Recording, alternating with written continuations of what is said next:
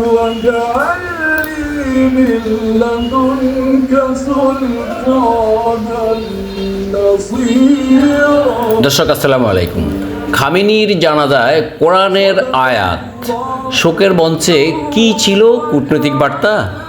শোকের মঞ্চে ছিল না কোনো রাজনৈতিক ভাষণ, ছিল না কোনো হুমকির ও গর্জন। তবু তেহরানের আকাশ থেকে ভেসে এলো এমন কিছু কোরআনের আয়াত যা নিয়ে শুরু হয়েছে আন্তর্জাতিকভাবে আলোচনা। অনেকে বলছেন এটি ছিল শুধু জানাজার তেলাওয়াত নয়, বরং এক নীরব কূটনৈতিক বার্তা। আয়াতুল্লাহ আলী খামেনির শেষ বিদায়ে উপস্থিত বিভিন্ন দেশের প্রতিনিধিদের সামনে যে আয়াতগুলো পাঠ করা হয়েছিল সেগুলোর অর্থ ঘিরে এখন নানা বিশ্লেষণ চলছে।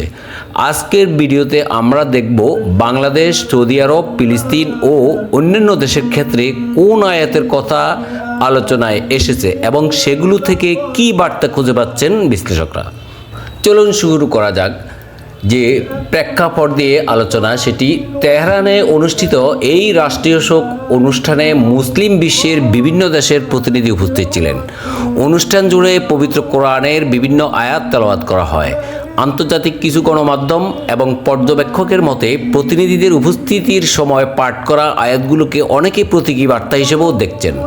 তবে মনে রাখতে হবে, ইরান আনুষ্ঠানিকভাবে ঘোষণা করেনি যে প্রতিটি আয়াত নির্দিষ্ট কোনো দেশের উদ্দেশ্যে নির্বাচিত ছিল। এটি মূলত বিভিন্ন বিশ্লেষক ও পর্যবেক্ষকের ব্যাখ্যা।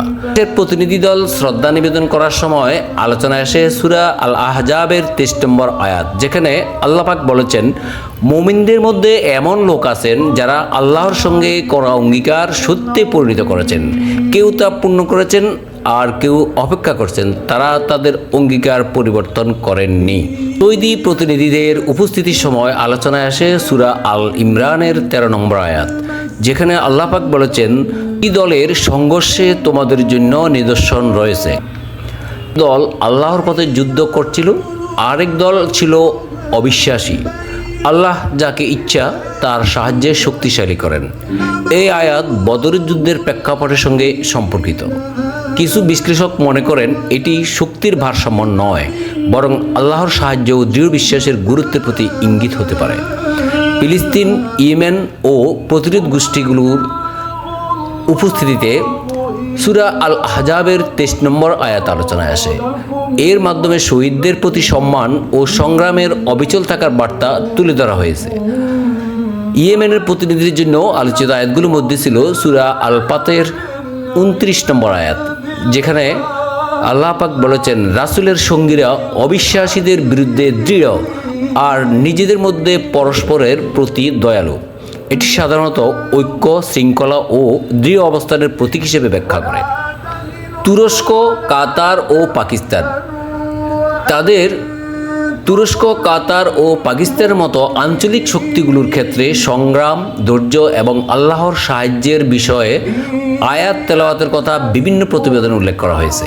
বিশ্লেষকদের মতে এসব আয়াতের মাধ্যমে সংকটের সময় ধৈর্য ও পারস্পরিক সহযোগিতার গুরুত্ব তুলে ধরা হয়েছে। মনে করেন এটি কি সত্যি কূটনৈতিক বার্তা ছিল এগুলো? এখানেই সবচেয়ে বড় গুরুত্বপূর্ণ প্রশ্ন। দর্শক, একদিকে অনুষ্ঠানে পাঠ করা আয়াতগুলোর অর্থ নির্দিষ্ট কিছু রাজনৈতিক বাস্তবতার সঙ্গে মিলিয়ে দেখা হচ্ছে। অন্যদিকে সরকারিভাবে কোথাও বলা হয়নি যে প্রতিটি আয়াত নির্দিষ্ট কোনো দেশের উদ্দেশ্যে পরিকল্পিতভাবে নির্বাচন করা হয়েছিল। তাই বিষয়টিকে দুইভাবে দেখা যেতে পারে।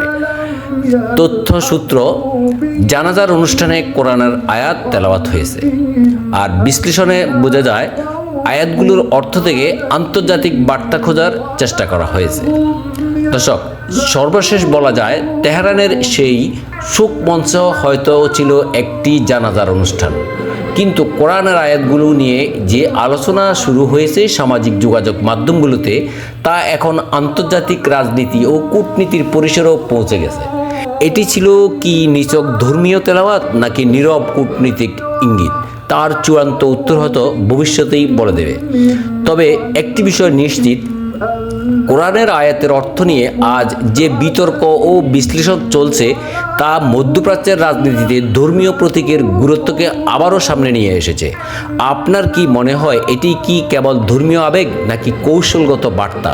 কমেন্টে জানাতে ভুলবেন না।